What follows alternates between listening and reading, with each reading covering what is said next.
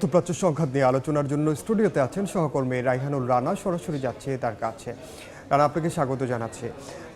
যুদ্ধ এখন যে পর্যায়ে আছে, আমরা যখন দেখেছি শুরুতে যখন গত 28 ফেব্রুয়ারি যখন হামলাটি হলো ইরানে, ইসরায়েল এবং যুক্তরাষ্ট্রের পক্ষ থেকে মূলত বলা হয়েছিল শাসক পরিবর্তনের কথা। পরবর্তীতে আমরা দেখেছি পারমাণবিক মূলত যে ইরানের যে কর্মসূচি সেটি নাকি এমন পর্যায়ে যাচ্ছে যেটি দিয়ে পরমাণু বোমা তৈরি করা সম্ভব। এটি মানব জাতির জন্য হুমকি এবং যুক্তরাষ্ট্রের জন্য হুমকি, এমন দোহাই দিয়ে মূলত যুদ্ধটি শুরু হয়। এই মুহূর্তে এসে আমরা দেখতে পাচ্ছি এটি পুরোপুরি একটি জ্বালানি যুদ্ধ। মূলত যুক্তরাষ্ট্র এবং ইসরায়েল যেমন ইরানের গ্যাস ক্ষেত্র জ্বালানি স্থাপনা লক্ষ্যবস্তু করছে, পাল্টা প্রতিক্রিয়ায় আমরা ইরানকে দেখতে পাচ্ছি মার্কিন মিত্রদের, বিশেষ করে উপসাগরীয় দেশগুলোতেও কিন্তু যে জ্বালানি স্থাপনা আছে সেখানে ইরান এখন নিশানা করছে। তাহলে কি সত্যি সত্যি আমরা এখন জ্বালানি যুদ্ধের দিকে যাচ্ছি?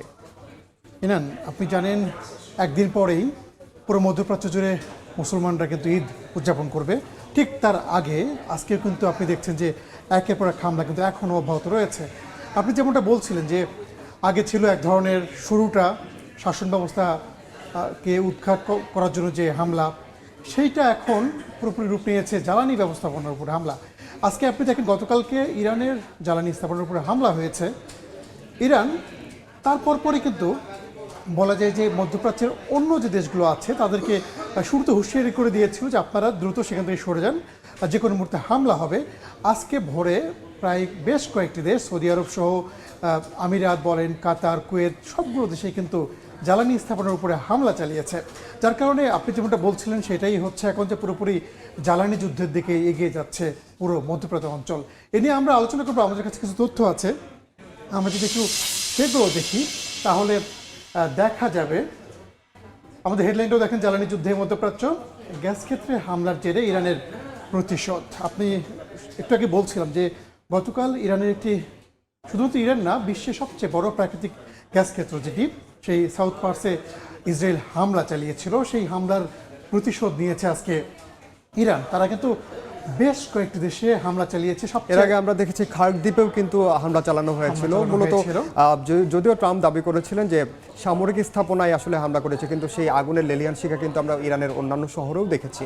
আজকে কিন্তু ট্রাম্প আবারও বলেছেন যে ইরানে যে হামলাটা হয়েছে, ইসরায়েল যে হামলাটি চালিয়েছে, সেই হামলার বিষয়ে তিনি জানতেন না। আবার দেখেন, ইরান আজকে কাতারের সবচেয়ে যে বড় এলএনজি উৎপাদন ক্ষেত্র, সেখানে হামলা চালিয়েছে। তারপর পরই ট্রাম্প একটি বার্তা দিয়েছেন। সেই বার্তায় ট্রাম্প বলছে যে কাতারে যদি আর একবার হামলা হয় জ্বালানি স্থাপনায়, তাহলে তিনি ইরানের যে গ্যাস ক্ষেত্রটি রয়েছে সবগুলো গ্যাস ক্ষেত্র একেবারে তিনি লক্ষ্যবস্তুর করে উড়িয়ে দিবেন, সে একটা হুঁশিয়ারি দিয়েছেন। আবার একই সঙ্গে আমরা দেখতে পাচ্ছি ইসরায়েলের লাগাম টানার কথা তিনি বলেছেন যে ইসরায়েল ইরানে যে হামলা চালিয়েছে সেই হামলার বিষয়ে তিনি অবগত ছিলেন না। যার কারণে তিনি বলেছেন যে ইসরায়েল এর পরবর্তীতে ইরানে জ্বালানি স্থাপনায় আর কোনো হামলা। তার মানে রানা, এখানে কি বিষয়টা এমন যে ট্রাম্প কিছুটা হলেও পিছু হচ্ছেন তার অবস্থান থেকে? অর্থাৎ পিছু হচ্ছেন বলতে তিনি ইরানকে একটু হলেও আশ্বস্ত করতে যাচ্ছেন যে ইসরায়েল তোমাদের উপর আর হামলা করবে না, আমরাও আসলে অনেক পিছিয়ে যাচ্ছি। বিশেষ করে আমি যদি হরমুজ প্রণালীর কথা বলি, আপনি জানেন যে হরমুজ প্রণালীতে মার্কিন মিত্রদের বারবার ডাকা হচ্ছে হরমুজ প্রণালীর সুরক্ষায়, কিন্তু তেমন সাড়া পাওয়া যাচ্ছে না। তারই পরিপ্রেক্ষিতে কি আসলে এমন অবস্থান ট্রাম্পের? ট্রাম্প কিন্তু এক এক সময় এক এক রকম মন্তব্য করছেন ইরান। আপনি জানেন উনি 2 দিন আগেও বলেছে যে এই যুদ্ধ থেকে যে কোনো সময় যুক্তরাষ্ট্র সরে যাবে। আজকে আবার পাল্টা হুমকি দিচ্ছে যে যদি হামলা হয় তাহলে আমরা হামলা চালাবো। তো ট্রাম্পের আসলে একটা টালমাটাল অবস্থা এই মুহূর্তে দেখা যাচ্ছে।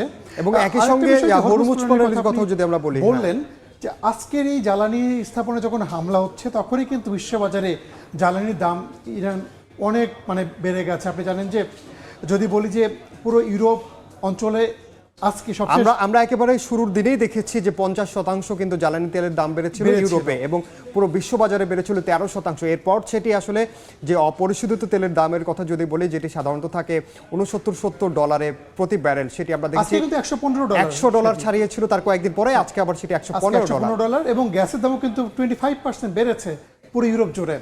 তো আমাদের কাছে আরও কিছু তথ্য আছে, আমরা যদি সেগুলো নিয়েও একটু আলোচনা করি তাহলে আমরা দেখব। আমরা বলছিলাম যে বিষয়গুলোর বিষয়ে যে কাতার থেকে ইরানি কর্মকর্তাদের চলে যাওয়ার নির্দেশ দেওয়া হয়েছে। এইটা কিন্তু ঘটেছে তখনই যখন আজকে সকালে কাতারে জ্বালানি স্থাপনায় যখন হামলা হলো, তারপরে পরে কিন্তু এই নির্দেশনা তারা দিয়েছে। এরপর দেখেন সৌদি আরব সবচেয়ে বড় ফ্যাক্টর হিসেবে দাঁড়িয়েছে। ইরানের উপর শেষ আস্থাটুকু আর নেই বলে জানিয়েছে সৌদি আরব। তারা বিশ্বাস করেছিল যে ইরান হয়তো তাদের জ্বালানি স্থাপনে হামলা চালাবে না, কিন্তু ইরান সৌদি আরবের যে জ্বালানি তেল শোধনাগার সেখানে কিন্তু আজকেও হামলা চালিয়েছে। এবং আমরা কিন্তু যুদ্ধের দ্বিতীয় দিনেই দেখেছি যে সৌদি আরবের সবচেয়ে বড় যে রাষ্ট্রায়ত্ত প্রতিষ্ঠানটি আরামকোতে কিন্তু এর আগে হামলার চেষ্টা আরামকোতে হয়েছে। হামলা হয়েছিল। দেখেন, সৌদি আরব আজকে হুমকিও দিয়েছে যে যদি প্রয়োজন পড়ে তাহলে সৌদি আরব কিন্তু ইরানে হামলা চালাতে পারে। আজকে সৌদি আরবের পররাষ্ট্রমন্ত্রী তিনি কিন্তু বলেছেন যে আমরা চুপ থাকবো না, প্রয়োজনীয় ব্যবস্থা নিব। আরেকটি বিষয় দেখেন, লারিজানি হত্যার প্রতিশোধের শপথ নতুন সর্বোচ্চ নেতার। আপনি জানেন যে লারিজানি ইরানের খুব গুরুত্বপূর্ণ একজন ব্যক্তিত্ব ছিলেন। তার হত্যার প্রতিশোধ নেওয়ার ঘোষণা আজকে কিন্তু দিয়েছেন ইরানের সর্বোচ্চ নেতা। যার কিন্তু ফলে কিন্তু সামগ্রিকভাবে রানা, পারস্য উপসাগরীয় দেশগুলো এখন পর্যন্ত তারা সরাসরি ইরানে আঘাত হানেনি, তবে মার্কিন ঘাঁটি থেকে যুক্তরাষ্ট্রের সেনারা পাল্টা প্রতিরোধ করেছে। তারাও যদি আসলে যুদ্ধে সরাসরি জড়িয়ে যায়, সেক্ষেত্রে যুদ্ধ পরিস্থিতি আসলে কোন দিকে মোড় নিতে পারে? সেক্ষেত্রে যুদ্ধ পরিস্থিতি আসলে খুব ভয়াবহ হবে বলা যায়। কিন্তু একটা বিষয় বলি, ইরান কিন্তু বলছে প্রতিবেশী দেশগুলোর উপরে তারা হামলা চালাচ্ছে না, তারা হামলা চালাচ্ছে সেখানে অবস্থিত মার্কিন ঘাঁটিগুলোর উপর। তারা বলেছে কিন্তু যদি আপনারা মার্কিন ঘাঁটি সরিয়ে দেন আপনাদের উপরে আমরা কোনো হামলা চালাবো না। কিন্তু আমরা আশা করি আসলে যে এই যুদ্ধ সংখ্যা দ্রুত শেষ হোক এবং সবাই শান্তির পথ খুঁজবে। রানা, আপনাকে অসংখ্য ধন্যবাদ। ধন্যবাদ ইনান আপনাকেও।